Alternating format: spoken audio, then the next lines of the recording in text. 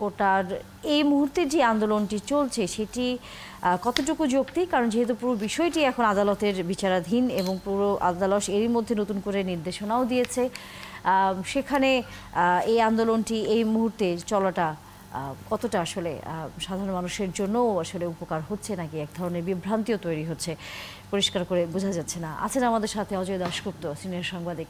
আমরা তার কাছ থেকে বিষয়টা নিয়ে একটু আলোচনা করে আসতে চাই। অজয় দাশগুপ্ত, শুভ সকাল, স্বাগত একাত্তর সকাল আলোচনায়। আপনার দৃষ্টিতে প্রথমে এই মুহূর্তে জানতেই চাই, কোর্টের বা নির্বাহী আদেশ আমরা দেখেছি, সে তারপরেও ছাত্ররা আন্দোলন করছেন কোটা সংস্কারের দাবিতে। এর মধ্যে গতকাল আমরা জানি যে পূর্ণাঙ্গ রায়টি প্রকাশিত হয়েছে। আপনার কাছে কি মনে হয় এই আন্দোলনটি এখন অপেক্ষা করবার কি প্রয়োজন রয়েছে নাকি এখনও চলমান করার দরকার আছে? কারণ রায় তো প্রকাশিত হয়েছে এবং আদালতের একটি নির্দেশনা আছে যে 1 মাস পর এ বিষয়ে সর্বশেষ অবস্থান আসলে আদালত তাদের তুলে ধরবে।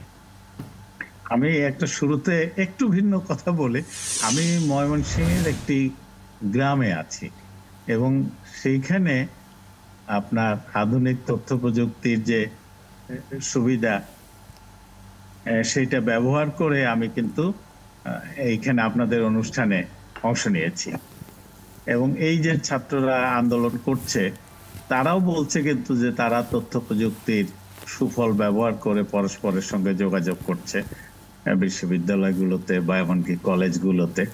কাজেই এই যে অগ্রগতিটা দেশের, এটা কিন্তু আমাকে সবাইকেই তার সুফল কোনো না কোনো ভাবে ভোগ করি। হয়তো আরো অনেক কিছু তথ্য প্রযুক্তিতে করা যায়। এখন কোটা আন্দোলন, ছাত্ররা মহামান্য রাষ্ট্রপতির কাছে গেছে স্মারকলিপি দিয়ে। রাষ্ট্রপতি বা প্রধানমন্ত্রী এইসব জায়গা, তাদের যে দপ্তর বা কার্যালয়, কেউ গেলে কিন্তু তার কতগুলো নিয়ম কানুন থাকে, আপনি কতটা যেতে পারবেন। আপনি হাজার হাজার লোক প্রধানমন্ত্রীর দপ্তরে ঢুকে পড়লেন বা মহামান্য রাষ্ট্রপতির দপ্তরে ঢুকে পড়লেন, এটা তো হতে পারে না। ছাত্ররা ব্যারিকেড মানেনি, কিন্তু তারা একটা গুরুত্বপূর্ণ ইস্যু কোটা উপস্থাপন করেছে, খুব ভালো। এবং শুধু ছাত্র না, তো ছাত্রের বাইরেও কিন্তু আলোচনা হচ্ছে। এখন এই একদিনে 24 ঘন্টার মধ্যে সরকারকে সিদ্ধান্ত নিতে হবে বা জরুরি ভিত্তিতে জাতীয় সংসদ অধিবেশন ডেকে ফয়সালা করতে হবে, নিষ্পত্তি করতে হবে, এইভাবে কিন্তু এই ধরনের একটা 50 বছরের বেশি যে পদ্ধতিটা চালু আছে, আপনি তো ইচ্ছা করলেও সেটা একদিনে করতে পারবেন না। তাহলে সেইভাবে আইন করতে গিয়ে দেখা যাবে যে আবার কোথাও না কোথাও ভুলভ্রান্তি থেকে যাচ্ছে। সর্বোচ্চ আদালত, আপিল বিভাগ পর্যন্ত বিষয়টা আছে, মহামান্য রাষ্ট্রপতির কাছে বিষয়টা গেছে, মাননীয় প্রধান বিচারপতি তিনি এইটার সঙ্গে জড়িত সংশ্লিষ্ট মতামত দিয়েছেন, আমরা গণমাধ্যমে দেখেছি। কাজেই তাদের উপরে ছাত্রছাত্রীরা যে দাবিটা তুলছে, এটাতে দৃষ্টি আকর্ষণ করতে তারা চেয়েছে যে কোটার মধ্যে কিছু বৈসাদৃশ্য আছে, কিছু জায়গা আছে যেগুলো ত্রুটিপূর্ণ মনে হয়, সংশোধন দরকার। তো সেটা 1 মাস 2 মাস বা 3 মাস, সেটা কোনো মানে হতে পারে না যে একদিনের মধ্যেই করতে হবে, 24 ঘন্টার মধ্যেই কেউ কেউ বলছে। তার মধ্যে আবার এই আন্দোলনে যারা যুক্ত হচ্ছে, দুর্ভাগ্যজনকভাবে কেউ কেউ স্লোগান দিচ্ছে আমরা রাজাকার। এখন বাংলাদেশের 30 লাখ মানুষ প্রাণ দিয়েছে মুক্তিযুদ্ধে, কেউ এমনকি কোনো আবেগের বশেও বা উত্তেজনার বশে বা ক্ষোভ থেকে কি এই ধরনের কথা বলতে পারে যে আমি রাজাকার?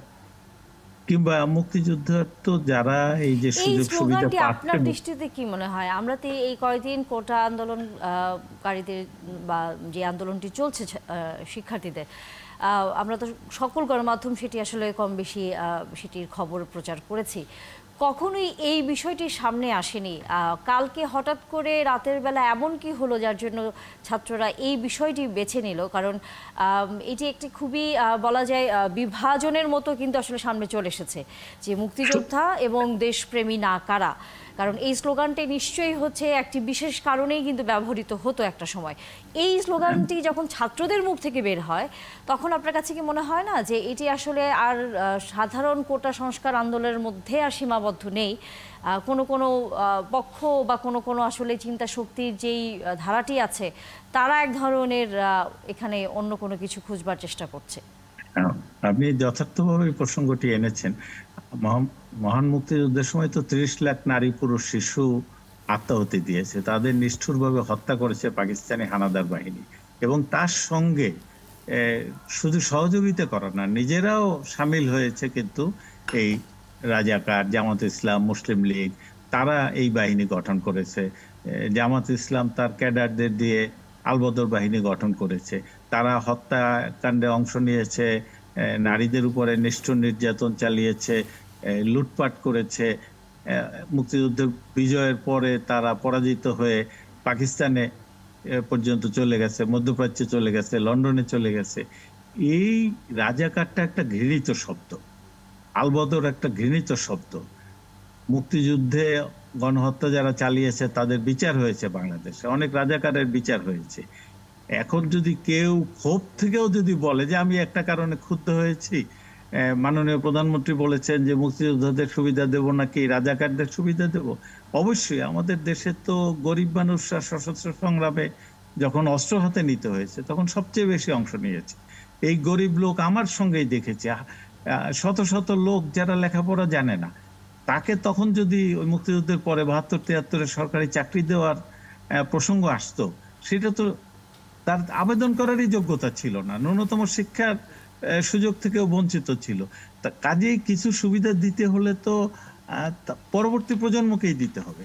আপনি যে কোনো জায়গায়, আমি নিজে মুক্তিযোদ্ধার ভাতা তুলি বরিশালের গৌনদিয়াগঞ্জের এলাকায়, বেশিরভাগ লোকই হচ্ছে এখনো তাদের ৭২-৭৩ যে জীবন ছিল, ৭১ যে জীবন ছিল, এখনো তারা কেউ বড় লোক হয়ে যায়নি।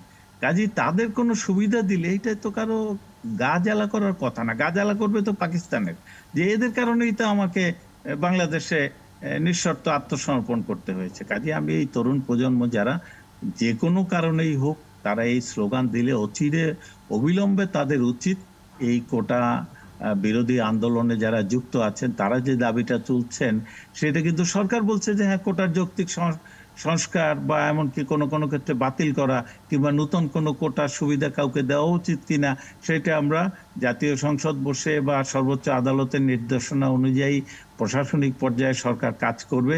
সেই অঙ্গীকার কিন্তু মাননীয় প্রধানমন্ত্রীও বলছেন, অন্য সরকারের অন্য গুরুত্বপূর্ণ ব্যক্তিও বলছেন, সর্বোচ্চ আদালত তো নির্দেশনাই দিয়েছে।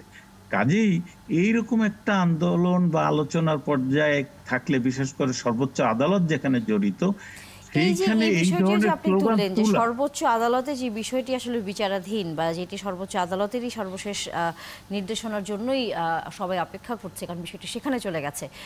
তারপরেও যে না মানার যে প্রবণতা, অর্থাৎ দেশের আইনের প্রতি অশ্রদ্ধাশীল হয়ে এক ধরনের দাবি তোলা, এবং যেটি বারবার বলা হচ্ছে জরুরি সংসদ ডেকে সংস্কারের যে উদ্যোগ, এই যে অপেক্ষাটা না করা, একটি চাপ তৈরি করা, আপনার কাছে কি মনে হয় যে প্রথমত এই জায়গাটা তারা কতটুকু আসলে সঠিক? অবশ্যই কোটা সংস্কারের প্রয়োজন রয়েছে, যেখানে যেখানে গাফলতি আছে, যেখানে যেখানে প্রয়োজন, সেখানে অবশ্যই সংস্কারের প্রয়োজন আছে। কিন্তু তাই বলে কাউকে বাদ দিয়ে নয়, কোনো গোষ্ঠীকে বাদ দিয়ে নয়, মেধাদের বাদ দিয়ে নয়। কিন্তু এই যে কোর্টের আদালতের যে বিষয়টি যেখানে আছে, সেই পর্যন্ত তাদের অপেক্ষা করাতে আপনি আসলে অনাগ্রহর জায়গাটা আসলে কি দেখেন? যে দেশের আইন তারা তো এক অর্থে অগ্রাহ্য করছে, দেশের আইনকে তো তারা আসলে তো মানছে না।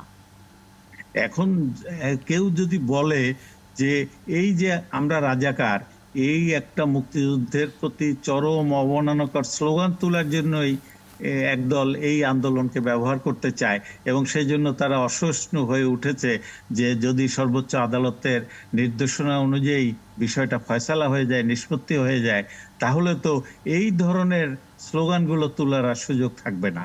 কাজে সেই স্লোগানগুলো তারা ছাত্রদের সমাবেশে তুলে দিচ্ছে। এই কথা যদি বলে, তাহলে কি সেটা খুব ভুল বলা হবে? এইরকম ভেতরে যারা এই আন্দোলনে যুক্ত হচ্ছে নানাভাবে, তাদের মধ্যে হয়তো এই প্রবণতাগুলো আছে যে বাংলাদেশের মুক্তিযুদ্ধকে অস্বীকার করা, উন্নয়নকে অস্বীকার করা। রাস্তার পানি দেখলে বলবে যে এ কি উন্নয়ন, যে আমাদের, আমি তো গত কয়েকদিন, এক সপ্তাহে দেখলাম এই জার্মানিতে, লন্ডনে, ভারতের নানা জায়গায়, চীনে বর্ষা হঠাৎ করে বেশি হলে রাস্তায় পানি কয়েক ঘন্টার জন্য থাকবে। এটা গাফিলতি থাকলে অবশ্যই ড্রেনেজ সিস্টেমে ব্যবস্থা নিতে হবে, কিন্তু সেই জন্য আপনি উন্নয়নকে অস্বীকার করা, আমি যে প্রযুক্তি ব্যবহার করে আজকে ঢাকা থেকে 100 কিলোমিটারেরও বেশি দূরে গ্রামে বসে আপনার অনুষ্ঠানে অংশগ্রহণ করছি, সেই প্রযুক্তি ব্যবহার করেই কিন্তু এই আন্দোলন করছে। আবার একই সঙ্গে বলা হচ্ছে কি উন্নয়ন হলো আমাদের। আসলে একটু ধৈর্য ধরতে হবে ছাত্রদের। সর্বোচ্চ আদালত যে পদক্ষেপ নিয়েছেন, বিচক্ষণতার সঙ্গে কাজ করছেন। তারা কিন্তু এখন পর্যন্ত যে অস্থায়ী আদেশগুলো দিয়েছেন বা যে ধরনের মন্তব্য করেছেন, কোনোটাই কিন্তু আমাদের এই যে মুক্তিযুদ্ধ তার অর্জন তার সঙ্গে অসঙ্গতিপূর্ণ না, বরং সব পক্ষের মতামত বক্তব্য বিবেচনায় নিয়েই কিন্তু আমাদের সর্বোচ্চ আদালত বিচক্ষণতার সঙ্গে অত্যন্ত বুদ্ধিমত্তার সঙ্গে তাদের মন্তব্যগুলো রাখছেন। তরুণ প্রজন্মের ছাত্রছাত্রী তারা তো, তাদের সামনে এখন কত সুযোগ আছে। বৈষম্য বিরোধী আন্দোলনের কথা বলছে, কত ধরনের বৈষম্য অসঙ্গতি আমাদের সমাজে আছে সেইগুলো তুলে ধরুক। সাম্প্রদায়িক অপশক্তি নানান রকমের কুৎসা রটাচ্ছে, সেইগুলোর বিরুদ্ধে তারা এই কথা বলুক। জায়গাগুলোতে আসলে কেন এখন ছাত্র সমাজের প্রতিনিধিরা থেকে শুরু করে সংগঠনগুলো এক হতে পারে না বলে আপনার কাছে মনে হয়? তার কারণেই কি এই যে বিক্ষিপ্তভাবে যে কোটা সংস্কারের যে আন্দোলনের যে বক্তব্যগুলো আসছে বা দাবিগুলো আসছে, সেখান থেকে তো আসলে কিছুটা বোঝা যায় যে এখানে আসলে পরিষ্কার না শিক্ষার্থীরা দেশ সম্পর্কে, দেশের আসলে রাষ্ট্র পরিচালনার ক্ষেত্রে আসলে কি কি প্রয়োজনীয়, আপনার কাছে কি তাই মনে হয় কিনা, বা তাদেরকে যে বারবার ভুল বোঝানো হয় বিভিন্নভাবে? না, এই ক্ষেত্রে আমি যদি বলি যে আমাদের যে সব ছাত্র সংগঠনগুলো কাজ করে, ক্ষমতাসীন দল তার ছাত্র সংগঠন আছে, তারা সারা দেশের ক্যাম্পাসগুলো তাদের যথেষ্ট উপস্থিতি আমরা দেখি। তো হতে পারে তাদেরও বিবেচনা করা দরকার, আত্মবিশ্লেষণ করা দরকার যে তাদের বিচ্ছিন্ন হয়ে পড়ার ঘটনা ঘটেছে কিনা। অনেক জায়গা মানে অন্য পক্ষ ভুল বুঝিয়ে ছাত্রদেরকে প্রভাবিত করছে কিনা। সেই ক্ষেত্রে তাদের নিজেদের এই বিষয়গুলো আলোচনা হওয়া উচিত, আত্ম অনুসন্ধান করা উচিত। অন্যান্য ছাত্র সংগঠন দেখেন, এই যে যারা এখন আপাতভাবে মনে হচ্ছে যে কিছু ছাত্রছাত্রী তারা রাজপথে এসেছে, কিন্তু এটাও মনে রাখতে হবে বাংলাদেশে তো ছাত্রছাত্রী শিক্ষার্থী 4 কোটি। এর মধ্যে যদি প্রাথমিক বিদ্যালয়ে 1.5 কোটি 2 কোটি ধরি, তারপরে তো স্কুল কলেজগুলো 6-7 থেকে ইউনিভার্সিটি পর্যন্ত 2 কোটির বেশি ছাত্রছাত্রী। তার মধ্যে তো আর এই আন্দোলনটা সর্বব্যাপী না। আমি নিজেও বহু আন্দোলনে অংশ নিয়েছি, 69 আন্দোলনে ছিলাম সরাসরি ভাবে, 64 আন্দোলনও করেছি। তো তখন তো কত ব্যাপক ছাত্রদের দাবি ছিল এইটা। সেই পর্যায়ে তো এখন এমন কোনো আন্দোলন না, কিন্তু হ্যাঁ একটা ন্যায্য ইস্যু সামনে এনেছে। এই ক্ষেত্রে কিন্তু দেখা যাচ্ছে যে প্রচলিত যেসব ছাত্র সংগঠন সক্রিয় আমরা দেখি, তারা এই আন্দোলন থেকে অনেকটা বিচ্ছিন্ন, যে কারণে স্বার্থান্বেষীরা যে যার মতো ইস্যুগুলো এই আন্দোলনের স্লোগান হিসেবে ঢুকিয়ে দিচ্ছে। তো আমরা আশা করব যে এই আন্দোলন একটা গুরুত্বপূর্ণ ইস্যু দেশবাসীর সামনে উপস্থাপন করেছে। তরুণ প্রজন্মের কিন্তু এইটাই কাজ, লেখাপড়ার পাশাপাশি আমরা তো স্বাধীনতার প্রসঙ্গটাও এনেছি 71-এ, এবং ছাত্ররাই বেশি প্রাণ দিয়েছে 71-এর রণাঙ্গনে। অবশ্যই আপনি যেমনটা বলছিলেন যে আমাদের আসলে এই মুহূর্তে একটু ধৈর্য ধরাটাই জরুরি। আমরা নিশ্চয়ই আলোচনা, সংস্কারের যদি প্রয়োজন হয় সে বিষয়ে পদক্ষেপ সরকার নেবে, এবং একই সাথে আদালতের সর্বশেষ আদেশ এবং নির্দেশনা কি আসে তার জন্য অপেক্ষা করাটাই আসলে জরুরি। নিশ্চয়ই আবার কথা হবে অজয় দাশগুপ্ত অন্য কোনো বিষয় নিয়ে, নিশ্চয়ই তখন যুক্ত হবেন।